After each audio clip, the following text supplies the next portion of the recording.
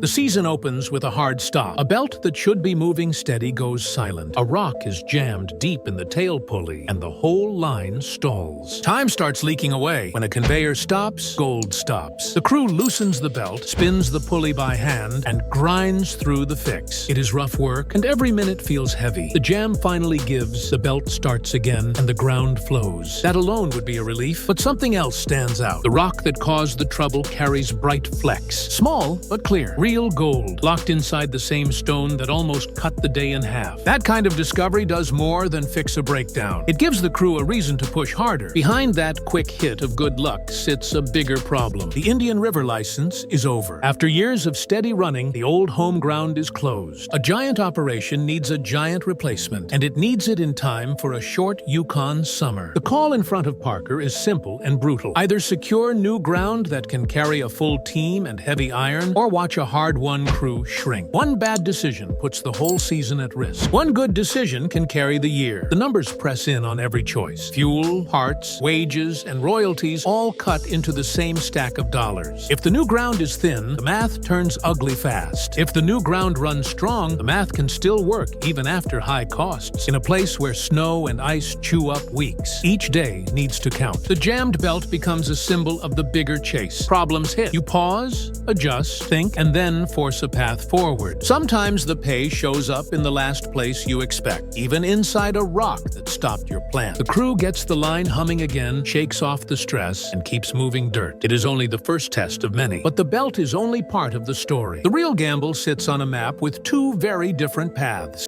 The Indian River run gave years of consistency. That ends with a license clock. The move is not just about trucks and wash plants. It is about people. A team that learned the ground together does not want to split. Cutting the crew would be easy on paper and hard in real life. Loyalty matters here. That loyalty is built on long days, short sleep, and a lot of trust. Parker knows it. The crew knows it. Keeping the team together means finding ground that pays enough to feed every machine and every paycheck. There is another pressure point. Over time, the work has added up to a huge total in ounces. That history proves the crew can find pay, handle gear, and scale up. None of that matters if the next cut cannot support the whole operation. Success in the past does not move one shovelful of dirt today. The season will live or die on the new claim. That means a new kind of focus. Maps come out. Old drill logs get a hard look. The crew lists out equipment they can move now and what needs more time. The targets have to be chosen with care. A fast move to a weak cut wastes fuel and energy. A slow move to a strong cut wastes the best weather and the best weeks. The choice sits in the middle, and the risk is obvious. A young season can go cold in a hurry. The crew is aware of the margin for error. They talk through the schedule. They line up resources. Pay layers sit at certain depths, and identifying them early can change everything. The mental load is heavy. The goal is simple. Keep the iron moving, the plant running, and the gold total climbing. The first good way eases the pressure. The first bad way increases it. Keeping a full team on payroll pushes the urgency up another level. Crew members are more than operators. They hold the rhythm of the mine from the pit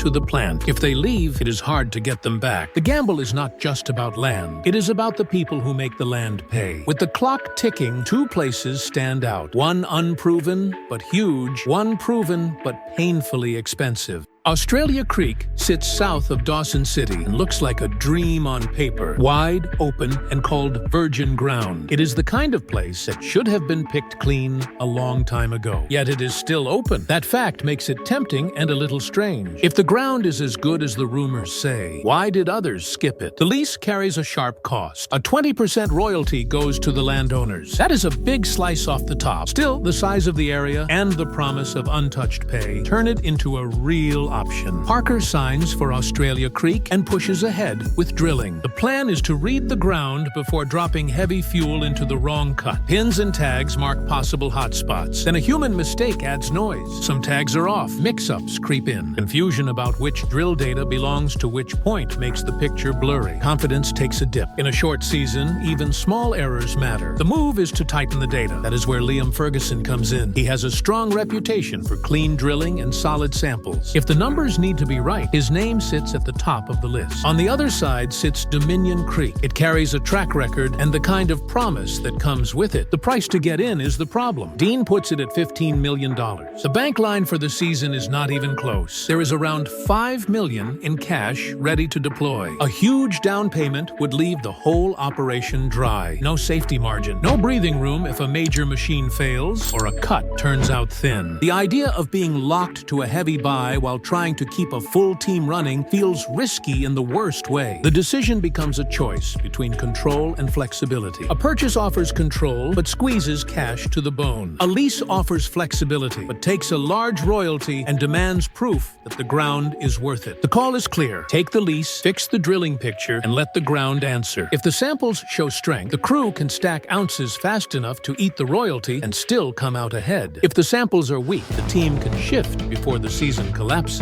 The map is chosen. Now, the machines need to do their part, and the ground needs to cooperate. A mine is a chain. Dig, haul, feed, wash, catch, weigh. If any link snaps, the day goes sideways. The conveyor is the muscle that carries the plan from the pit to the plant. When it stops, everything else stands still. The first belt failure comes from a rock wedged in the tail pulley. The fix is a careful dance. Loosen the belt just enough. Turn the pulley by hand. Work the stone out without shredding the belt. The team does it under pressure and gets the line alive again. The second failure hits later and makes the root cause clear. A rubber flap has worn out. A small opening lets rocks fall into the tail pulley. It is a slow, steady way to destroy uptime. The crew patches the hole, forces material back up where it belongs, and keeps the plant fed. The fix is quick, but the clock is not kind. 8 hours disappear across the 2 shutdowns. 8 hours in the Yukon can mean the difference between an average week and a strong week. There is a bright side. The jammed rock from the first stop carries gold. Not a rumor, not a guess. Real visible flex. It is a boost that everyone can feel. Seeing proof inside the same stone that caused the jam is a reminder of how thin the line is between trouble and payoff. The ground is talking. The smart move is to listen and stay on it. Patches and quick repairs become part of the daily rhythm. Manuals stay open. Spares stay close. Every big machine in the chain gets attention. Preventive work is not exciting, but it is cheaper than emergency work. The key is to keep material moving to the wash plant. If the plant eats, the mats catch. If the mats catch, the scale smiles. If any step stumbles, the whole stack of plans starts to wobble. By the end of the day, the belt hums steady. Diggers stay on cycle. Haul trucks keep a clean loop. Wash water runs clear. It is not flashy, but it is effective. Those small wins add up over a season. They also set the table for the next test the ground throws at the team. Meanwhile, another team pushes for ounces on a hill that fights back harder than steel.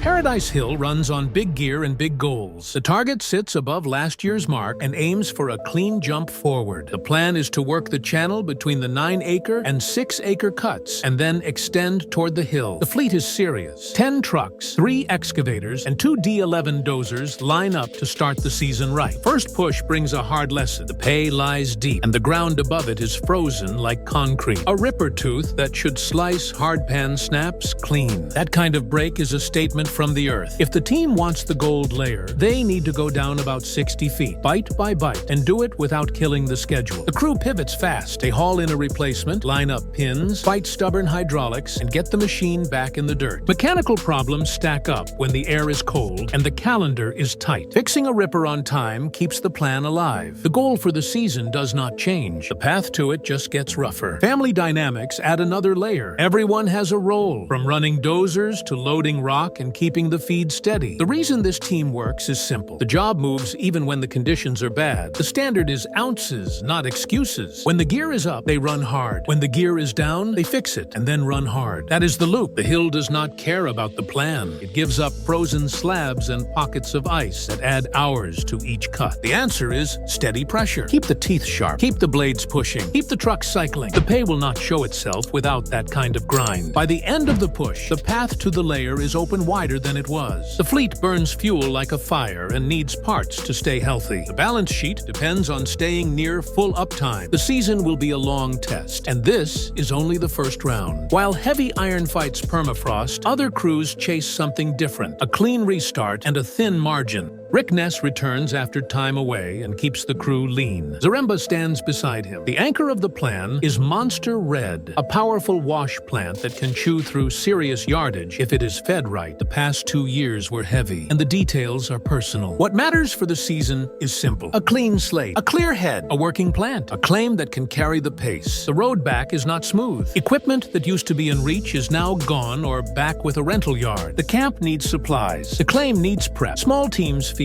every delay. When a repair steals a day, there is no extra operator to cover the gap. The reward for pushing through is control. Every improvement shows up fast. Every mistake also shows up fast. Numbers tell their own story. A weigh shows 6.86 ounces, around $11,000. It is not a terrible week, but it is not the breakthrough they want. The crew believes deeper ground and bigger rocks should bring better results. That belief bumps into a clock that never stops ticking. Belt issues pop up on other sites as well. A worn patch lets rocks slip into a pulley, and the fix steals more hours. These moments feel small in the moment and large on the weekly total. Dave's cut lays out the same trade-offs. Waiting for storms to nudge more gold into the system sounds good, but it does not pay the bill for diesel today. Moving to chase new ground sounds bold, but it burns time in packing, hauling, and rebuilding the plant feed. The right answer depends on what the next maths say. The only way to hear that answer is to keep running. The lesson repeats itself. Mining rewards patience and punishes hesitation. It also punishes stubbornness when the signs say move. Reading those signs well is the skill that separates an average season from a strong one. The crew keeps the plant fed, keeps the mats clean, and waits for the scale to turn belief into metal. Some problems are not about patience or pumps. Some problems are 4 miles of ice and a piece of iron the size of a house.